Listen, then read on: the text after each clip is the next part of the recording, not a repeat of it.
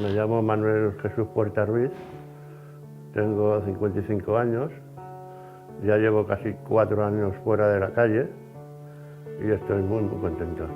Mi experiencia en la calle fue, vamos, malísima. Solo tuve 4 meses y fue, vamos, para no volverlo a repetir. No se lo deseo a nadie.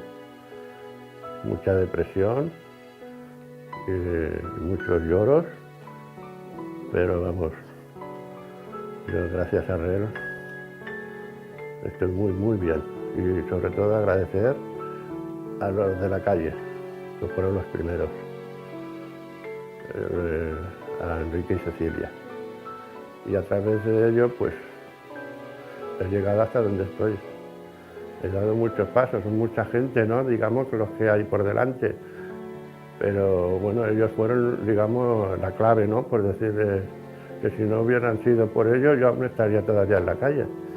Bueno, pues yo estoy ahora en un piso compartido, llevo yo 3 años largos allí y estoy muy bien, estoy muy contento. Y bueno, tengo que hablar de la dueña del piso, porque esa persona, vamos, es para agradecerle tanto como a Enrique y Cecilia, o más. Mercedes en un principio era un poco desconfiada, ¿no? Porque es normal, ¿no? Pero vio que, bueno, que yo era buena gente, que yo me portaba bien con ella, le hacía favores de bajar la basura, fregar los platos, limpiar esto y tal.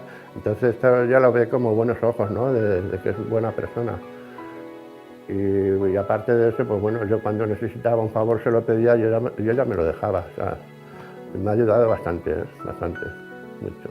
Sí, tendría que agradecer a las personas, aquellas que en su momento, cuando estaba yo viviendo en el cajero, tendría que agradecer a la pareja aquella que me tapaba con una sábana, a la señora aquella que me traía con una bandeja, un café con leche, con pastas, a aquella señora y aquel señor que también me daba dinero, me lo ponía en la mano. Tendría que agradecer a mucha gente, pero es innumerable. Gracias.